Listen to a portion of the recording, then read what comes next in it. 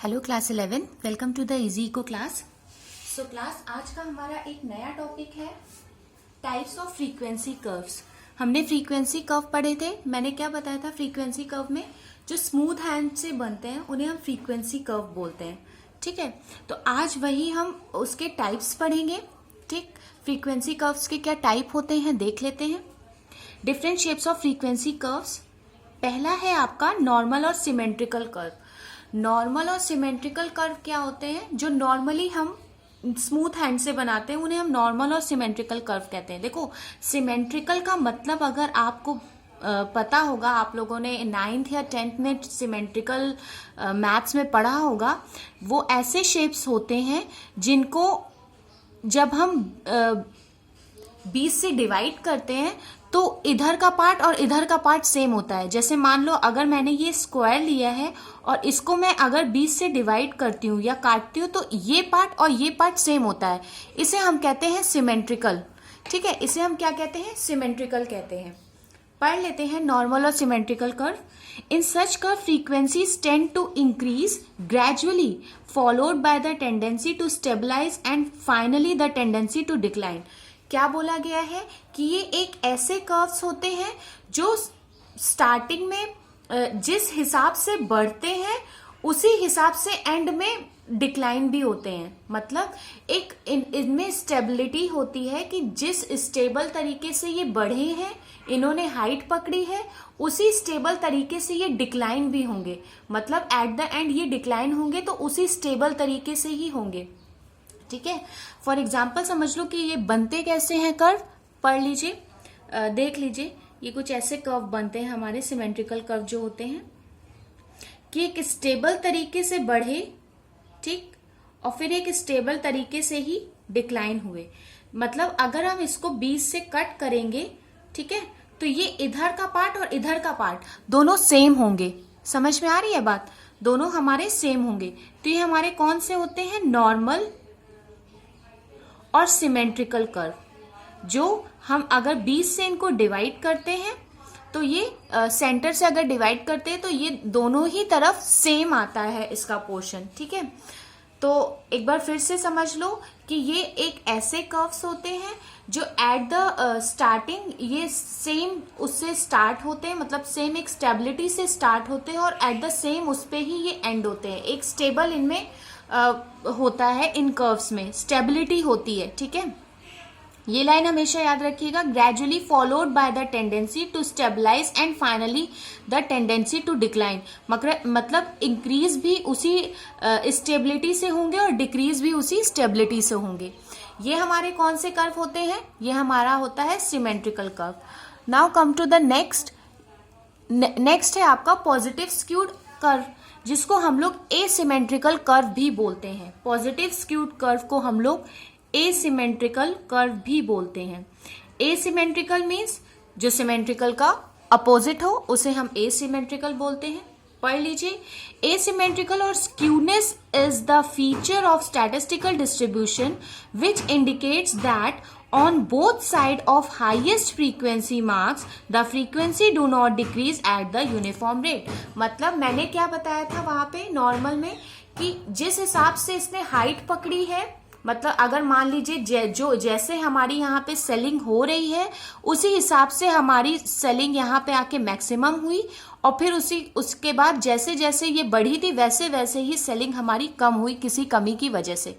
ठीक है, positive skewed क्या होते हैं कि ये इक्वल नहीं होते हैं। हो सकता है स्टार्टिंग में ये अच्छी सेलिंग पकड़े, मतलब अगर सेलर हूं तो मेरा कर्व पॉजिटिव स्क्यूज में कैसा बनेगा कि स्टार्टिंग में अच्छा हो सकता है हाइट पकड़े और फिर लास्ट में ये बहुत ही बेकार हो जाए। ठीक है, बहुत ही बेकार तरीके से एंड हो, इक्वली ना एंड हो, मतलब स्टेबिलिटी ना हो एंड होने में, तो उसे हम क्या बोलते हैं? पॉजिटिव स्क्यूड या फिर एसिमेट्रिकल कर्व। ठीक है, इसका डायग्राम समझ लीजिए कैसे बनता है। इसका डायग्राम कुछ ऐसे बनता है कि स्टार्टिंग में तो ये एक स्टेबिलिटी पकड़े था, उसी हाइट से बढ़ा और उसके बाद एकदम नीचे हो गया। ठीक है, एकदम इसकी जो सेलिंग थी वो बहुत कम हो गई। मतलब अगर हम इसको 20 से डिवाइड करते हैं तो ये देखिए पोर्शन सेम नहीं आ रहा है, ठीक है। तो स्टार्टिंग में तो ये बहुत अच्छे से बढ़ा था, हमारी सेलिंग बहुत अच्छे से हुई थी, लेकिन एट द एंड आते आते बहुत ही खराब हो गई। या अगर हम डिमांड की बात करें किसी भी प्रोडक्ट की, तो स्टार्टिंग में तो इसने अच्छी हाइट पकड़ी, मेरा जो कोई कमोडिटी थी वो अच्छा बिका या उसकी डिमांड अच्छी हुई, लेकिन एट द एंड ये बहुत खराब हो गई डिमांड, मतलब एक स्टेबिलिटी नहीं रही। तो ये कौन से कर्व होते हैं? एसिमेट्रिकल कर्व होते हैं। कौन से होते हैं? Asymmetrical curves. नाउ नेक्स्ट है हमारा थर्ड नंबर वाला, बोला गया है negative skewed curve. Negative skewed curve क्या होते हैं बेटा? ऐसे समझ लो कि ये एट द स्टार्टिंग में तो बहुत ही ज्यादा मतलब हाइट जो होती है उनकी वो बहुत कम होती है। मतलब किसी भी चीज की डिमांड की अगर हम बात करें तो स्टार्टिंग में तो बहुत कम होती है। ये पॉजिटिव कर्व का जस्ट अपोजिट होता है, ठीक है। पॉजिटिव कर्व में मैंने बताया कि स्टार्टिंग में ये अच्छी डिमांड पकड़ते हैं, मीन स्टार्टिंग में ये एक, अगर हम किसी कमोडिटी की बात करते हैं तो उसकी डिमांड स्टार्टिंग में बहुत अच्छी होती है, बट एट द एंड बहुत खराब होती है। नेगेटिव स्क्यूड में क्या है कि स्टार्टिंग में बहुत खराब होती है, बट एट द एंड ये बहुत अच्छी हाइट पकड़ता है किसी भी डिमांड की, ठीक है। तो ये हमारा क्या होता है? नेगेटिव स्क्यूड कर्व होता है, ठीक है।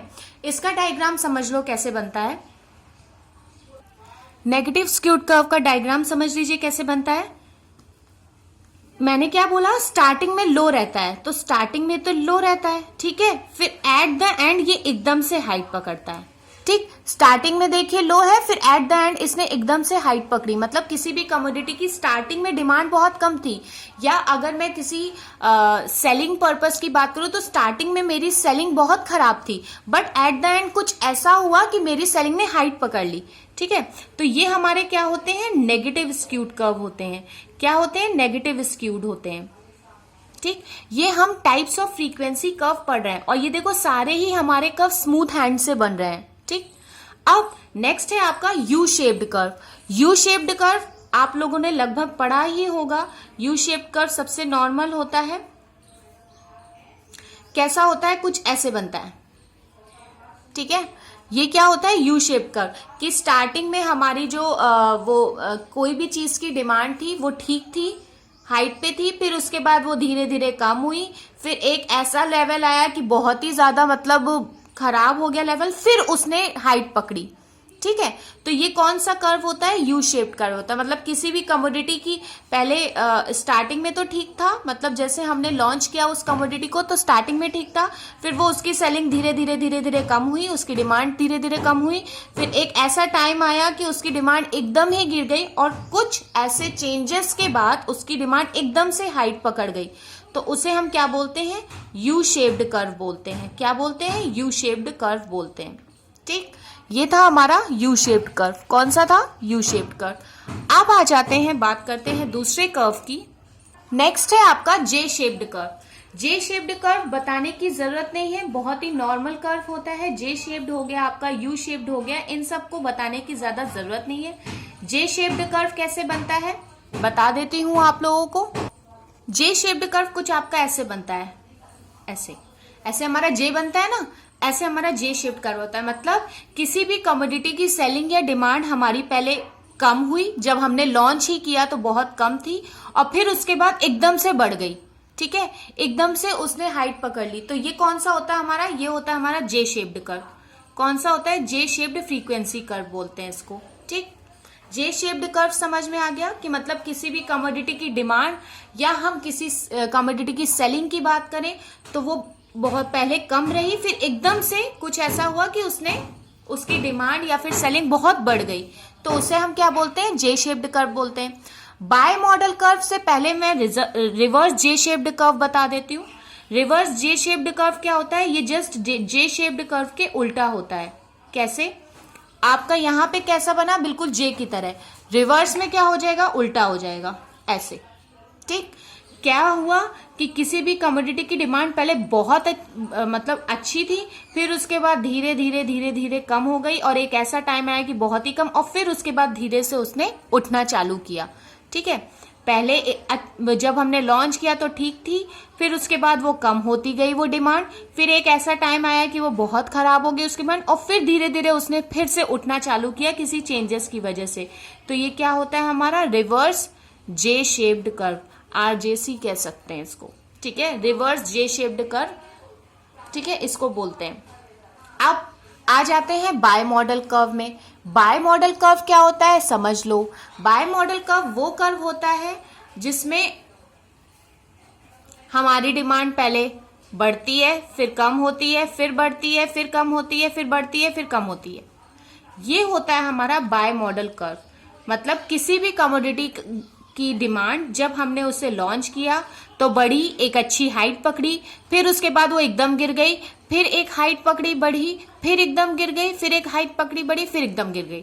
तो ये क्या होता है हमारा बाय मॉडल कर्व होता है। कौन सा कर्व होता है बाय मॉडल कर्व, ठीक। ये सारे हमारे फ्रीक्वेंसी कर्व हैं, types of frequency curve. Mixed multi modal curve क्या होता है, जिसका कोई कर्व ही नहीं होता है, जिसका कोई एक पर्टिकुलर शेप ही नहीं होता है, ठीक है, कैसे भी बन जाएगा। कहो बहुत ज्यादा हो जाए फिर बहुत कम हो जाए, या कहो ज्यादा ही ज्यादा रहता रहे फिर एकदम से कम हो जाए। तो जिसका कोई भी शेप नहीं होता है वो होता है मिक्स्ड और मल्टी मॉडल कर्व, ठीक है, जिसमें हमें ये पता नहीं लग पाता है कि हमारी डिमांड अभी तक बढ़ी थी, फिर उसके बाद पता नहीं कहाँ चली गई, एकदम कम हो गई, फिर कहो एकदम से बिल्कुल ही बढ़ जाए। मतलब कोई एक पर्टिकुलर शेप नहीं होता है कि हाँ, जैसे बाय मॉडल में मैंने क्या बताया कि पहले बढ़ता है, फिर घटता है, फिर बढ़ता है, फिर घटता है, फिर बढ़ता है, फिर घटता है। लेकिन इसमें क्या है, हो सकता है बढ़ता रहे, बढ़ता बढ़ता रहे, बढ़ता रहे, और फिर एकदम से डिक्लाइन हो जाए, ठीक है, या पूरी तरीके से ना डिक्लाइन होके थोड़ा डिक्लाइन हो, फिर एकदम से बहुत बढ़ जाए। तो वो क्या होते हैं हमारे बाय मॉडल और मल्टी मॉडल फ्रीक्वेंसी कर्व, ठीक है।